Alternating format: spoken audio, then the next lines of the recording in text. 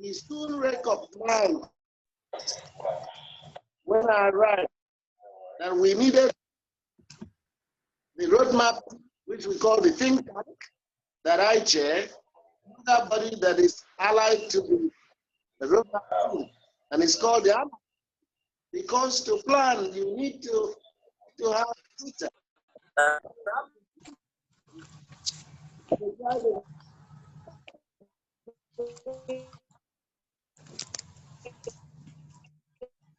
In order to design a system that is supposed to cater for the educational needs of this state. Governor should be congratulated and applauded for having such a long-term vision. It is his vision, not mine. It's a one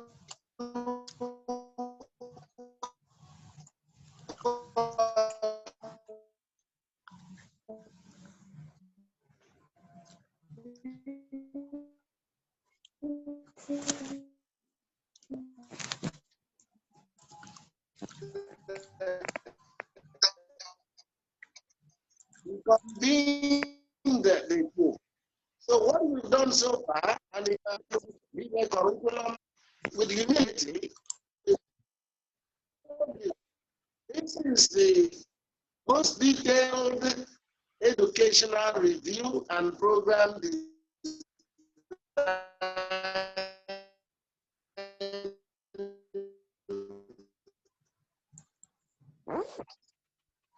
in the history of Nigeria. It is very detailed.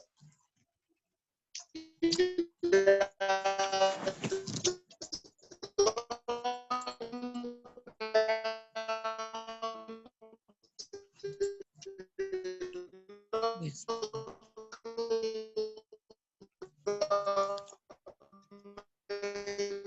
Levels. And we've looked at all the second practice, and we have done a comprehensive program that goes for the next 10 years. And I can tell you that in order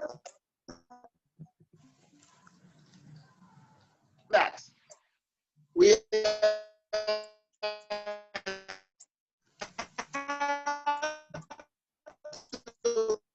first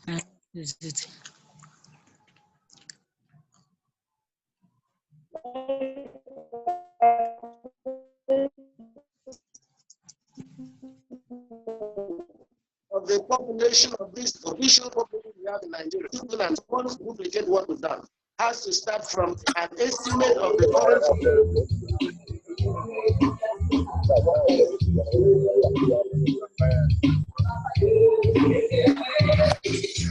Okay. We have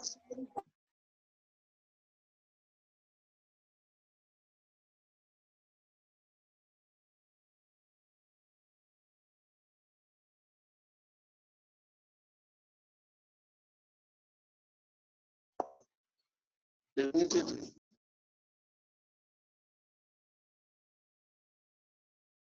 Hello, Prof. Can you unmute yourself, please? Prof? Hello, Prof. Can you unmute yourself? Yes, please go ahead. Yes. Can you hear me? Yes, we can hear you now. Yes, there was a need for us to mute everybody. Please go right ahead. You have about yes, you have about 2 minutes to wrap up, so we can have other contributions, please. Hello, sir. Yes. So we have 17 initiatives. And as you ask me more questions on the initiatives, I'll tell you what they are. But by category, they have to deal with infrastructure. They have to deal with equipment and processes. They have to deal with budget and how the schools will sustain themselves. Because we need to make sure that the school have some subventions, not just subventions, that they also have the means of generating IGR. And from primary school to the tertiary program, and there are a lot of details. And we'll make is available to the general public. Okay. Excellent. Thank you very much, Prof.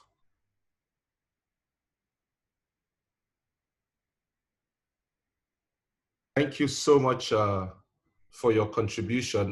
We've had a bit of glitches from the internet end of things. I'm sure that our next presenter would be able to have a better output than Prof. But Prof has been able to indicate that there are 17 resource points that the think tank has conceptualized, and everything about the roadmap shall be made public for the stakeholders to engage and ensure its compliance.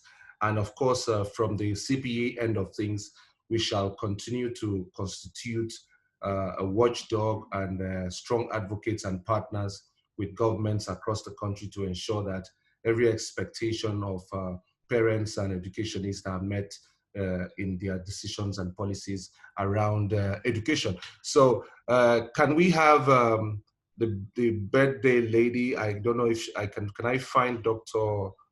Mrs. Ebongokon?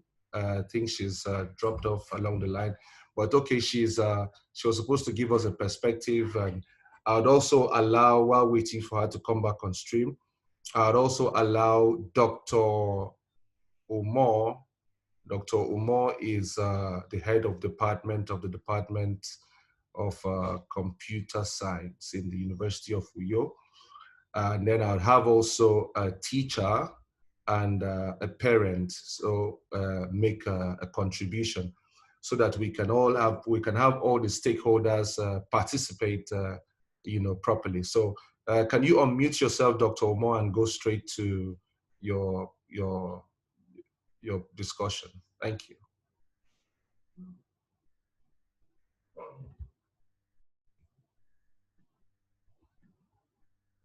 Dr. Omar, can you unmute yourself? Hello. Yes, we can hear you now. Welcome on board. Okay, good evening. Good evening all. Good evening. Can you hear me? Yes, we can hear you. Okay. I welcome all of you, and I'm so thrilled to be here this evening and to talk a little about digital economy and ICT, as it has to do with the impacts that it has on the education and as far as the Akwa Ibom State is concerned. Digital economy has to do with the digital transformation, or you can look at it as a digitalization enabled through disruptive information and communication technology. And by that, I mean any communication device or application, including radio, television, mobiles, phones, computers, network hardware and software, satellite systems, and so on. And these also include infrastructure such as artificial intelligence, robotics, and machine learning. We also look at it as Internet of Things, cloud computing, big data analytics, and the associated applications and services. ICT industry stands at the center of digital economy, as it serves as a reliable, yardstick of its performance. Digital economy has a profound influence on the world's trajectory and the societal well-being of ordinary citizens, including the people of Akwa Ibom State. We said to affect everything from resource allocation to income contribution and the growth. So the use of ICT has changed skills requirements for the digital economy and society. And in turn affects, capacity building and skills development. So you can look at it from e-commerce to business outsourcing, science and technology, humanities, education, name them. Digital economy has transformed how, these sectors operate globally. So furthermore, we can also look at it as it has evolved how people communicate. We look at, in this case, we look at social media and how governments engage, with citizens through e-government platform globally. Now, if you look at that, the implication of this successful implementation of digital technologies are substantial towards economic growth. And economic growth, you cannot differentiate economic growth with education. In fact, if you look at statistics, from study, it is recorded that in 2017, the digital economy constituted about 6.9, US GDP. That has to do with the growth as a result of ICT.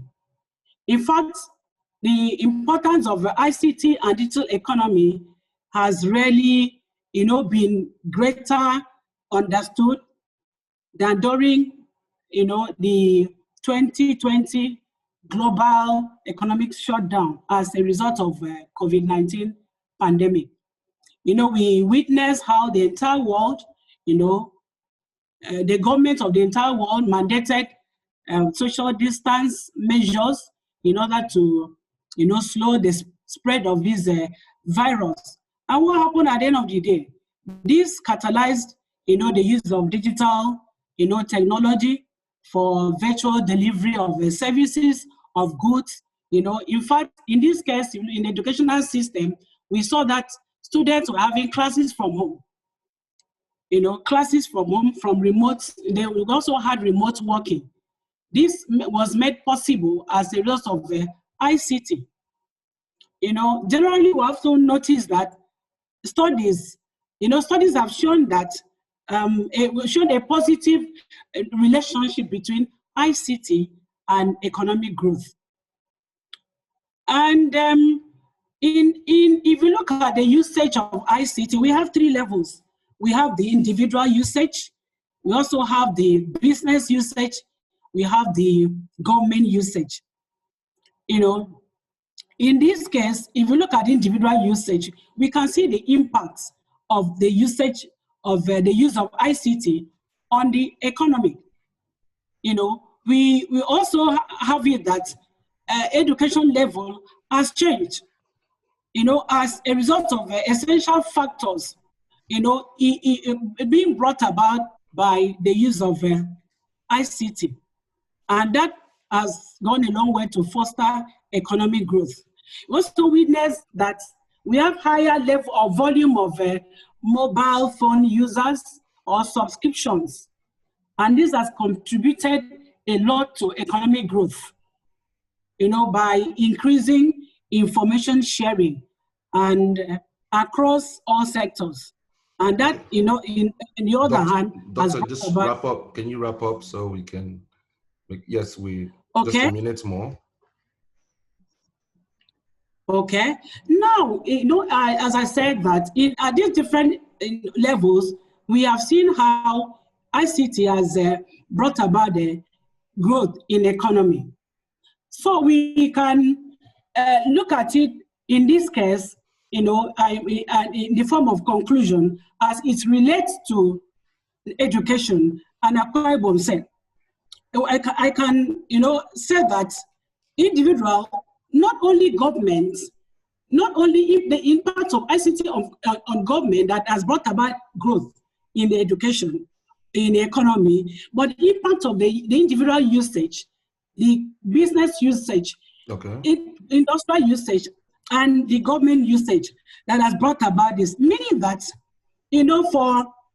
for us to have a impactful education that will also enhance economic growth, that individual, business, and industry, they have to come together to bring about, to facilitate, the use of ICT. It talks about the technology that has to facilitate the use of ICT in order to bring about, the growth. Well, thank you. Thank you, Prof.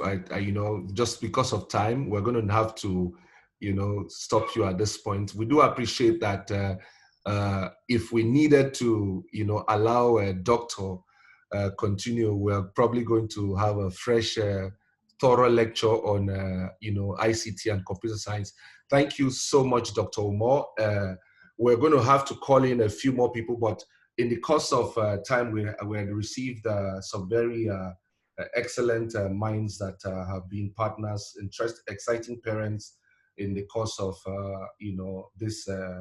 this project. I've seen Adaku Ekpo, welcome on board. I've seen my good friend Anekan Usoro, who has done quite some great work too with regards to advocacy, impact-driven initiatives, and who is anchor of the Connect. I also acknowledge Chizoba Anyika, partner with Richeza Initiative for Social Empowerment. But running straight to most of the things that was Dr. Umar giving us a broad view of the importance of ICT in education, and of course, being an authority in the computer science area, she went real deep into the fine points of an import of information technology. But the issues are vast across the education sector. But it's important to also note that the way we have treated education as that paper qualification must be, discouraged. Capacity building and education go hand in hand. Vocational training is an aspect of education that vocational training and entrepreneurship training. So if running through the curriculum changes or amendments that are being, proposed and advocated across board in different parts across the country, it's important that we build a future where our younger generation imbibe the fine points of vocational training. Chief in the vocational training area, of course, is what the doctor was trying to throw light on: information technology. There's a huge digital economy. There's a huge opportunity for digital transformation. There are endless job creation and wealth creation opportunities within that sector. So our education, of course, must be tended and tilted towards the relevant areas that this era provides. Thank God for the blessing of COVID. I consider it a blessing because the typical Nigerian and the typical African has been jolted out of complacency. So people are more interested in having virtual meetings instead of that insistence on one-on-one. We need to talk one-on-one and all of that. And everybody's become a bit more responsible. And trust me, it's a blessing that portends huge value for the nation if we take advantage of it. How do we take advantage of it? We need to discourage apathy, societal apathy, where people, growing up, I used to understand a distinguished fellow to be a scholar of repute who holds a chair at some college or university. But today, what the younger people know as distinguished is probably a senator out of Abuja who gets to meet 70 to 75 days in a year, and we have not been able to change much of the laws that have been rendered obsolete or have gone, irrelevant in our nation. Not to say that, of course, it is they are not distinguished in their various rights, but to also note that society over time has tilted from honoring scholars, honoring people with value and capacity, to honoring the official who they see on a day-to-day basis and who they depend on so much. As a result, of course, interest in education has completely waned. I've, in the course of the last 2.5 months, had cause to engage various schools and go around secondary schools. The teachers have a deep concern with with the level of apathy that students have. Kids are more interested in going for farm work. They are more excited when it's time for farm work or labor work than when it's time for classwork.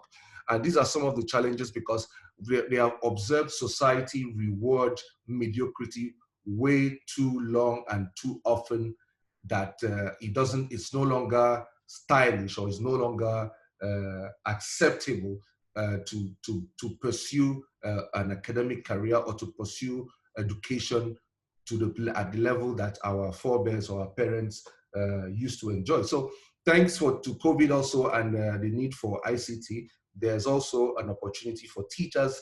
Of course, the teachers training colleges have been long dilapidated or have been phased out, unfortunately. But we have the virtual world to, pick up the pieces of that this destruction. And trust me, we can leverage on that massively. We currently have the foundation and the CPE has engagements with strategic virtual learning platforms to be able to, at least one school per time, one corner per time, begin to initiate and emphasize the transformation that we require by encouraging these teachers to update and upgrade through these various learning opportunities. So we must tackle student apathy. Society must understand that education is still the bedrock, and we must begin to honor, academics or scholars or achievers within the education sector.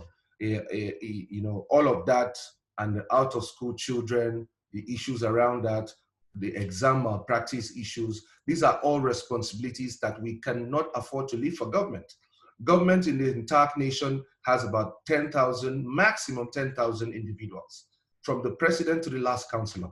It is totally unacceptable and irresponsible for the rest of us to depend on 10,000 people to chart the course of our future and that of our children. It is completely irresponsible because, unfortunately, more often than not, of that 10,000, you probably do not have 70% with adequate capacity in knowledge, exposure, and experience to be able to deliver that value. So how do we go through that foolhardy part to believe that 10,000 people who largely might hardly have what it takes to deliver would give us the education or would give us the policy drive that we require to change things in our nation? So there comes the need for public-private partnerships. There comes a need for more responsibility within the private sector. And you can imagine, even at the CPC level, the number of people within the group, the number of people who wish and desire a better Nigeria in terms of education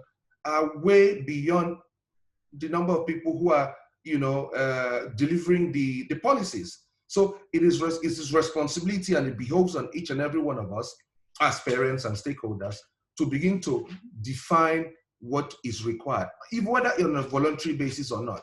Because at the end of the day, we have a country to project, we have a future of our kids and our generations to uphold. It's important that we begin to build those partnerships, mentorship programs from people who have enjoyed good education from the good old days that we all did. And we also need to, emphasize quality. We need to promote capacity. We need to walk away from this mediocrity enhancing institutions that governance and in various states and enclaves have become. So these are some of the things that we need to do to drive and attract finance.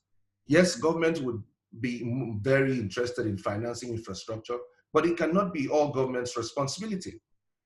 The supply, the financing of consumables, if every parent for their local school contributed a box of chalk every month, we would have enough chalk to teach the students in the private schools or in the public schools. We would, if every parent was interested in who and how schools are managed in their locales, we would not be where we are today. So we can sit back at home and want to blame government as much as we often do, but that responsibility does not lie squarely with government. So there's a need for every private stakeholder. There's a need for every, mother, every father, or would-be mother or father, to begin to conceive a future for our children. I had the experience on one occasion to share thoughts with a lady on a flight to Abuja, and she was running off to go and attend a matriculation or some event of a kid in Turkey. And I shared the cost of doing this trip at least 2 to 3 times a year just to take care of a child, if you deploy 30% of that resources to a local school, gradually what we find as a poor economic environment, educational environment in Nigeria would have changed. So there's so much to talk about, but I see a few people, itching to share thoughts, and I'd like to ask Adaku to share some thoughts with us for a minute, and then Aneka Nusoro, who is equally here and has raised his hand.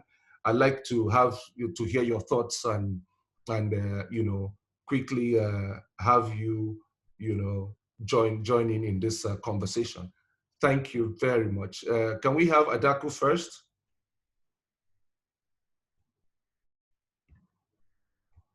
Hello? Okay, Anekan, are you there? Well, we have another teacher, Mrs. Inyumo. Are you online? Can you see me? Can you hear me? Okay. Okay. Hello. I hear you. Yes. Can you come on? Yes. Can you come on and just share your thoughts and your perspective from a teacher, position? Okay. So I didn't hear much of what was said earlier because of bad network, and I'm sorry I can't do my video also because of the network. I hope you can hear me. Go ahead. We hear you clearly. We hear you clearly. All right. Let me just from where you talked about the fact that as parents and guardians could contribute to the children's education. I want to say that being in the public school system, I have discovered that there are parents who would sincerely want to do this, but I think the government policy kind of stifles them. Let me be straight. By that I mean the principals or the school managers are kind of hand-tied because they are scared of getting into trouble when they ask parents to contribute because of the free education policy we have in Akwa Ibom State. The government does not allow any form of collection at all, no matter how small it is. They don't allow any form of collection, not even in kind, So because of that, the parents also have this notion that since it's free education, everything is free, even books. We work so hard to get the parents to buy the basic books like mathematics textbooks, English textbooks, and those subjects you can hardly teach without the textbooks and the workbooks. I remember one time some inspectors or so came in from the Ministry of Education or from the governor's office. I think it was from the governor's office, and they came into the classrooms and one of those days I think it was a mathematics class in the junior section, and they stood the students up and asked how many of them had books, and there were just like 3 or 4 in a whole class of maybe about 100, and it's always the case, So it becomes very difficult for us teachers because we don't know who to direct our grievance to. We don't know who to direct our frustrations to. We cannot go and tell the principal. We cannot even send the children out of the class because they don't have books. Because the parents believe since it's free education, the government must have provided even seats. They don't even have seats to sit on. They share the same 2-3 people will sit on one locker. The classrooms are so well. Let's not even go to that. It's an established fact that the classrooms are overcrowded. But let's not even go there. But the basic things like the learning materials, it becomes very difficult for us teachers and the school system to enforce it because of this free education concept that we have in our private state. And again, aside from that, I also want to talk about the curriculum which you have mentioned. There's an urgent need for us to revisit our curriculum. It's way out. It's really obsolete. It's not meeting the need of today's world. And I think that is one area we need to urgently look into. Okay, thank you so much, Madam Umo. I do appreciate, and I mentioned in my presentation the parent, teacher, and educator disconnect. That is Okay. a major challenge that we seem to have. Unfortunately, also in the course of the last 2 months, like I shared, I've had cause to visit schools that NITDA and various institutions had set up computer centers. But the principals just will not open those centers for students or teachers. And this is not a function of power. The centers were built with solar systems. And they've been there lying for 2 years, 3 years, and nothing has happened. So these are some of the things that, we need to, begin to, demand, because as parents and educators, it is our responsibility. It is not government's responsibility entirely. Sorry, let me just say something there. Can I just say something? Can I just add something? Yes, please. There. I think one other area the government should look into very, very seriously. By the time teachers grow in their rank to the position of vice principals and principals, they are the managers of the public school system. But the fact and the reality is this: they have no form of training whatsoever where it has to do with management. So they come up and they occupy those positions. They cannot manage the public school system. That's one of the major reasons you see the public school system seems to go on a steady decline, because they just come to work. You understand? They just come to work. They know that they just come to work. Fantastic. I don't want to like bring down some people, but the truth must be told. But you're being okay, frank. Like after the COVID, and we were asked to return to school, and we were told about the staggering structure of classes because of the number of students in my particular school. And then the principal now said to us, go in and teach the classes. And I'm like, sir, not just like that. He said, yes, any class you see students, go in and teach. I said, sir, it doesn't work. So I now looked at it. There was no structure. I told him, sir, okay, and at this point, all the N-Power staff have gone. Most of the NYSC teachers have gone. So we're now short of teaching staff with the same number of students. I said, sir, there's a need for you to sit down with the head of department, the vice principals, come up with a structure. He said to me, I've done a timetable. I said, sir, this is more than timetable. Okay, you do a timetable. And before that, we were even having situations where you walk into a class to teach, maybe a subject like social studies, and the students say, oh, madam, another social studies teacher has just finished teaching us, because there's no structure. And it all boils down to the fact that we have management staff, but they are not managing the school because they don't know what to do. Fantastic. So I'm thinking that from level 13 and going to 14, it's from 14 they begin to appoint vice principals. Yeah. All the teachers should be made to do compulsory management training. If I may just come in here, because I believe this is a discussion that we are not just engaging, we also want to prefer solutions. Yeah. The last speaker has raised a very vital point, and it's also a key point for us on the Concerned Parents and Educators platform. Yes, we want every state to design things suitable for them, but I believe that this is one thing that cuts across the whole nation. And that's one of the pillars that we want to also rest on CP, and that's human capacity development. We know that everything rises and falls on leadership. Anything that you want to improve, you must improve the leaders there. It is not just about the finance. And that's why as a group, we try to see the low-hanging fruits that we can attack first. This is a key one. And I believe that with the distinguished number of people from Akwa Ibom that are here, we can actually push leadership development for all the key officers in the Ministry of Education and also those who are heading our schools. Because it is from there that we can begin to even do anything. No matter what you're proposing, no matter the change you want to make, no matter anything we want to discuss. Those key people, I tell you from experience, it is the only way out for us to change things. Thank but you. Let me just thank you. That. Thank you so much. Thank you. Mrs. Omo. I appreciate your contribution. Aneka Nusora has been revving, and please can you unmute your mic and hit it straight. Good to have you on board.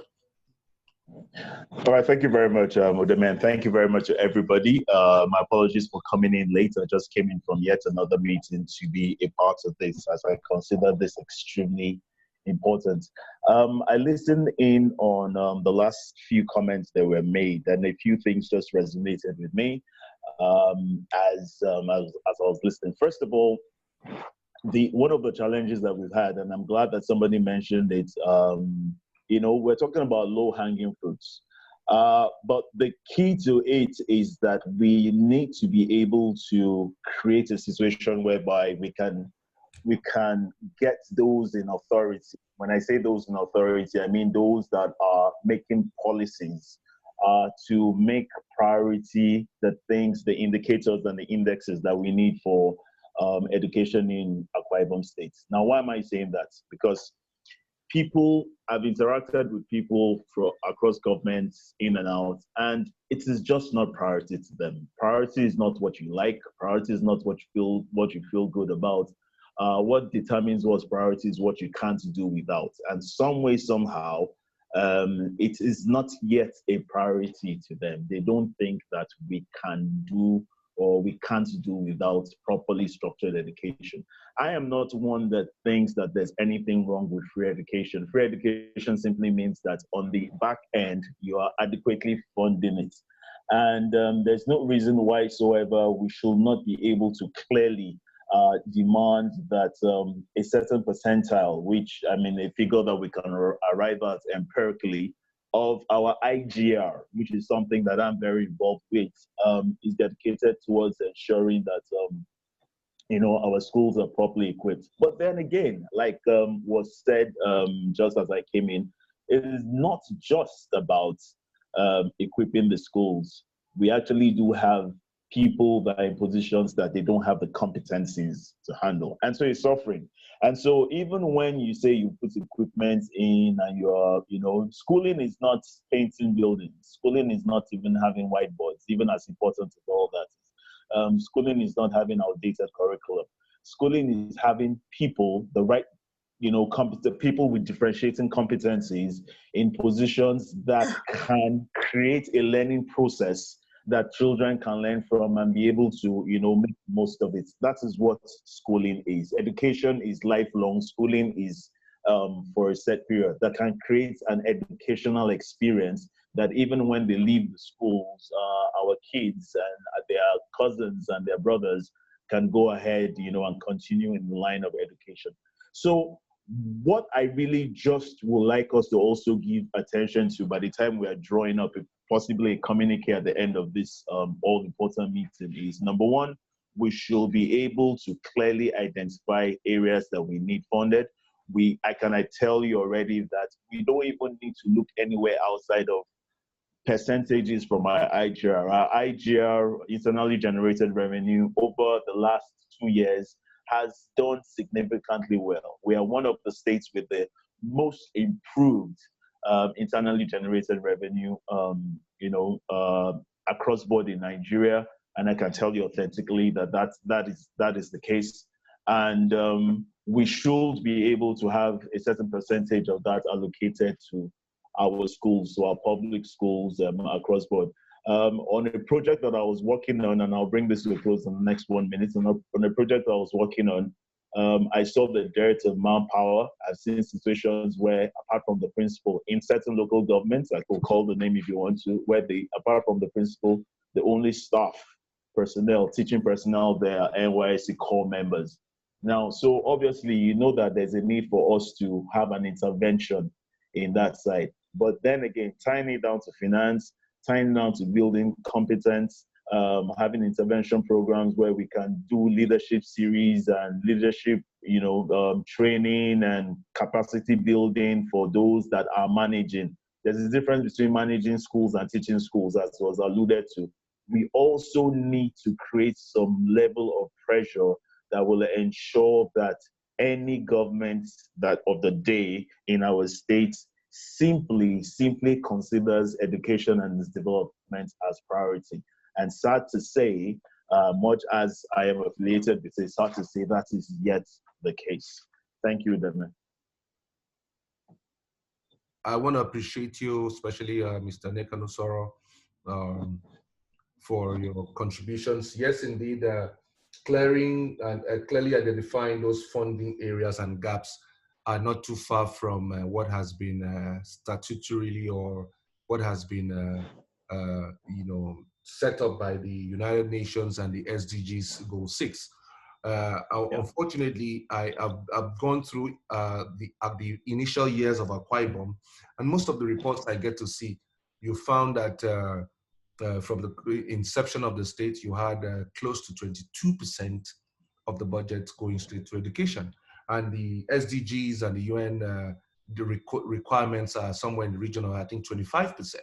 So those are some of the things that CPE and parents should, across the nation, begin to, impress upon the legislature to ensure that, look, you cannot approve a budget proposal that does not have the minimum standard of 25%.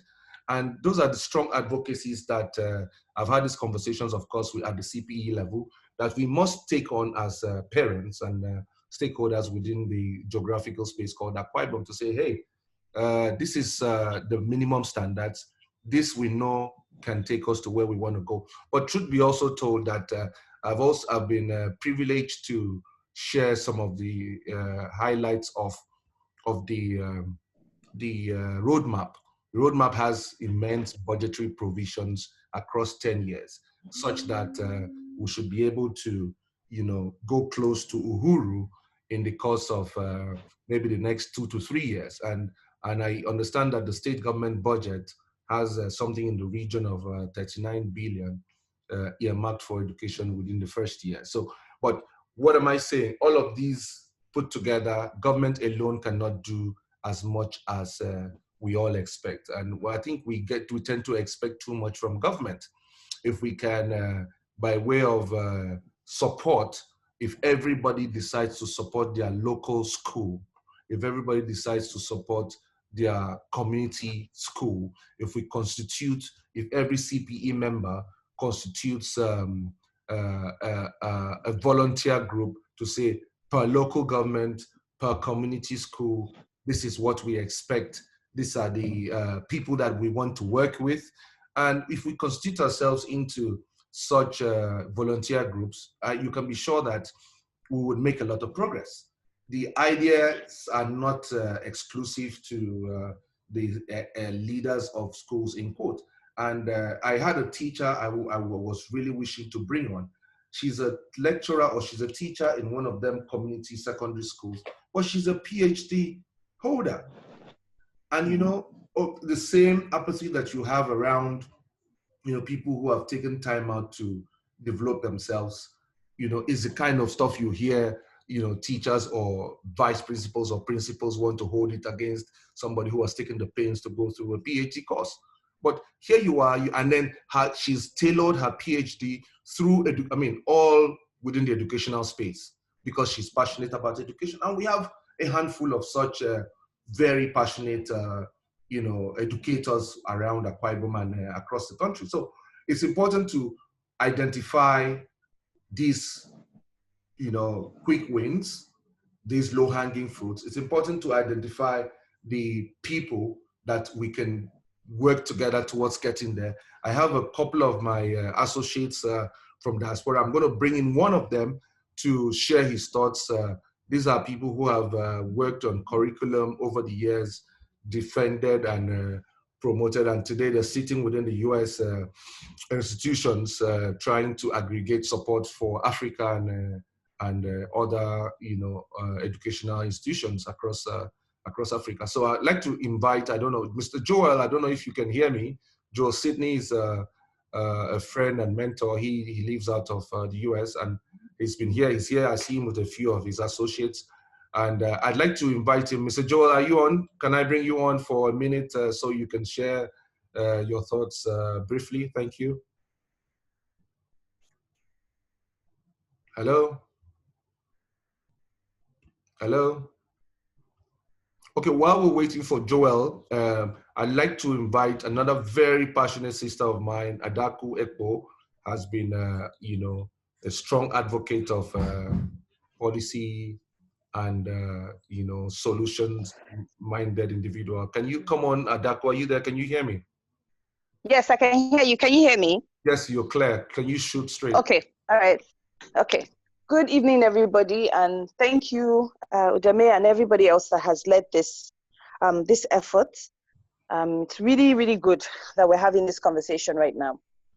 I just have not much to add to what everybody else has said, because you guys have covered it all.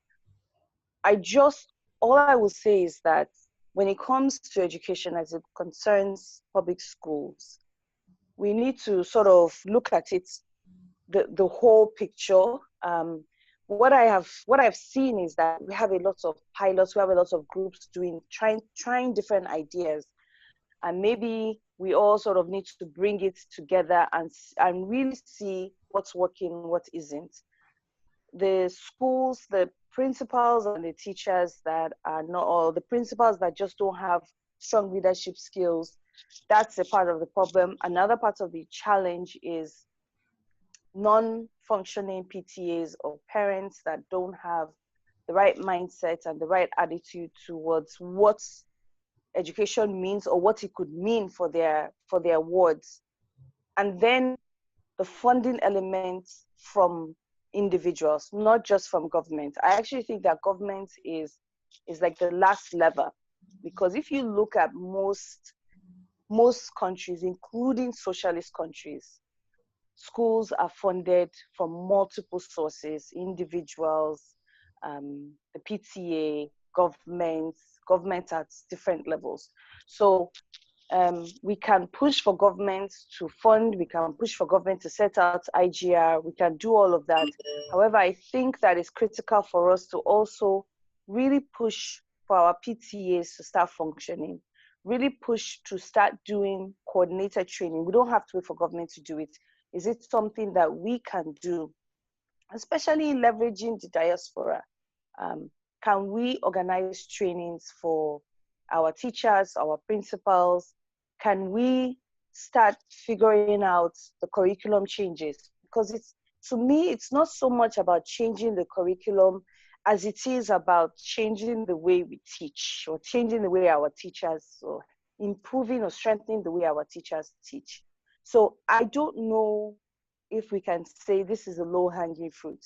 I think that there are so many elements involved in improving education. It's actually, if you get into it, it gets overwhelming. But I think that it's more about working together to address, and I don't think we necessarily need to say, okay, we're only going to do this one thing first. You can do multiple things at the same time if we are sort of coordinated about it, and try to fix or try to start improving our public school education. In the 80s and 90s, when some of us, I think for the people that are well, all of us on here, in the 80s and 90s, when education really started, you could really see the changes. And many parents addressed those changes by simply coming together and starting private schools. We are all seeing right now that doesn't work, because all you're doing is you're simply postponing the problem that we're going to find later on. So I just want to add to everything that everybody has said is that we should also be looking at training our PTAs, training at the private sector level, coming together to help train the teachers, train the principals, and see if we can start pushing things forward, while at the same time pushing government to really, truly invest in improving quality. We've gotten them to make it accessible But now we need to make sure that the accessible education is quality education. But thank you, everybody, and I'm looking forward to being more involved in this effort. Thank you so much. Thank you so much, Adaku. Very excellent contribution. Just so that we do not, because I've come to realize that more often than not, there's a whole lot of talk within the policy space, and it is my desire that every element of talk be converted to work, and the passion that we exude and have identified within this very specialized group of parents and educators would be better, galvanized in strict action points. And some of these action points have been identified. We need to make progress with what we can, and then we need to have government play catch up if they must. And all of these issues are easily achievable with the level of capacity-minded individuals that we have within CPE, and where Akwa Ibom is also trying to drive at. So I would first take it down to the action points by way of condensing us into the WhatsApp group that exists for the CPE Akwa Ibom, and we shall begin to do the reorientation, do the mentorship, and encourage everyone from students in primary and secondary levels all the way to teachers, including government officials and leaders across board. It is our responsibility as parents and stakeholders to encourage ourselves. Having said that, it's important that we do not also, I like to say, it is not very healthy to meet to death, like extend meetings and engagements. The truth remains that this inaugural meeting has kickstarted the CPE Akwa Ibom. It's important that our associates and coordinators from other parts of the country have come through. I see Olajumoke Oladuja and Deronke Temitayo, every other Helenesian, every other national leader at the CPE for taking time out to show this solidarity and also to impress upon every one of us to take the responsibility of being the change that we desire. And I want to thank everybody, especially I'd like for Madam Yinka Ogunde to give us her remarks. But if there is anybody who's willing... Please, could I come in here? Can you hear me? Yes, who am I? Yes, what's your name? This is Joel Sydney. Can you hear me? Okay, Joel, yes, I can hear you. Excellent. Please go straight ahead. Oh, okay. First of all, I have to thank everybody, who's been present in this meeting today. I'm excited to be part of this conversation, but I have to apologize. I had a poor mic connection, but now I think that has been rectified. So far, though I came in late, I have heard what everybody has said, the contribution and the ideas that we have been able to bring up to take care of the problems, the inconsistencies, and so on. But then, in touching what we are talking about today briefly, it borders on just some few words. Appropriate, convenience, and standard. Two of the three words I have mentioned have been touched effectively, but I would like to just speak a little about the standard that we have in education. Some of us, we have already mentioned that, and we have spoken about it at length. It should be okay, but I would like to add this. Our standard of education has been very, very poor, very, very low. First of all, some of us who are a bit older in age, we were, I would say, fortunate or unfortunate or blessed to witness a slight change in education when our education system was hijacked by the government. And people like me, I had to handle 2 classes in 1 year, or like 10 months. And that has affected me till today. Our curriculum has been well affected. And this is what has gone into the mainstream of education today in Nigeria. And that has also affected, because I have been to other countries, like now I'm in the United States, though here that is not the case. In some African countries, you know, they have also been affected, like Nigeria, where the system had been hijacked by government, where government wanted to control education. But then we, now as we are here as one body, we have an answer to that. And some of those answers, you know, some of us, we have mentioned it tonight. And it is something that we have to put our foot on and then see them done. That's what I can say. Okay, all right. Thank you so much. I deeply appreciate your, staying on and sharing your thoughts, Dr. Joel. It's such an honor. I thank you. I do know that you are more than willing to support this agenda with all that you have and experience and exposure. So it's good to have you. I want to thank everybody else, and I want to like to bring on. If we do not have anybody, we've done a clear 1 hour. I was hoping to finish this off in 40 minutes max, but we've done an hour and we've exhausted most of the talking points and issues. The next level is action, and action we must engage, massively or rapidly. So, Madam Yinka, are you there? You have a closing remark you want to share? I thought I saw Kemi a moment ago. I think she's...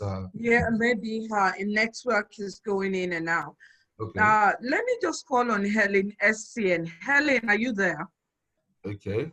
Yes, I am. Good evening, everybody. Yes, just 2 minutes so that you say thank you to them and round up. Yes. Yeah. Thank you very much for this session. I've listened to very wonderful speakers. You have touched on the meat of the matter. And I want to summarize by saying that what I can see that the problem is that cuts across the whole of Nigeria is capacity building. It's really shocking to find out that youth NYC members are the ones handling teaching in schools. People who are hardly, able to find their feet are leading other people. I mean, it's a shame. So we find out that the level, we start on a very low level and we keep sinking lower every year. And that's why we found ourselves where we are now. So I think that has been identified, that we need to build capacity, in our education sector. So like Udeme said, we've done all the talking, now it's time for action. And I hope that the same passion with which we all came out here this evening will address it to also action time. And I pray that God will help us all. Thank you very much for turning up this evening. Thank you, Deme, Helen. for hosting. Thank you, Helen. We appreciate your contribution and valid thoughts. Madam Yinka, it's been a very interesting 1 hour, and we cannot exhaust the conversation around education, but it's important that we thank our supporters, our partners. Inemesituwa is a great support, support and pillar with regards to education and mentorship in our environment. I'm glad to have you here, also taking time off the celebration with Dr. Okon to be a part of this event throughout the duration. I appreciate you especially. I'd like to thank Dr. Usoro as well. I've seen Aileen, the contributors, Helen. I see Elvis, who's not, who's decided to be quiet on this one, but I do know he's very passionate in this regard. I thank AU, especially Dr. Uduakumo, Head of Department, Computer Science, University of Uyo, thank you so much for joining in. And I trust that you'll be a major part of this movement. This movement is, like I said earlier, a massive one. It's a train that cannot be halted or stopped. 200,000 members on Facebook. Now we're condensing into state groups, and we're sure to do even more in terms beyond advocacy. We will do our little one class per time, one school per time, one community per time, and ensure that everything that we wish and hoped for our educational sector achieves considerable traction and mileage. So it's important at this point to wrap this up. And Madam Yinka, do you have any closing thoughts? Do you want to? Basically, it's just to say thank you to everyone. Can you hear me? Yes, I can hear you. Okay. And I know that it's really the going forward that counts. And like I tell everyone, the success of whatever we are going to do, whether in Akwa Ibom or whether in any other part of the country, will depend on those of us that are there. You know the problems, you live with the problems.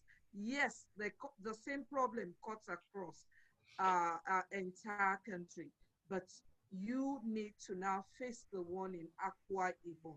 And I believe that we can start from somewhere. I mean, it's great what Udeme has done tonight.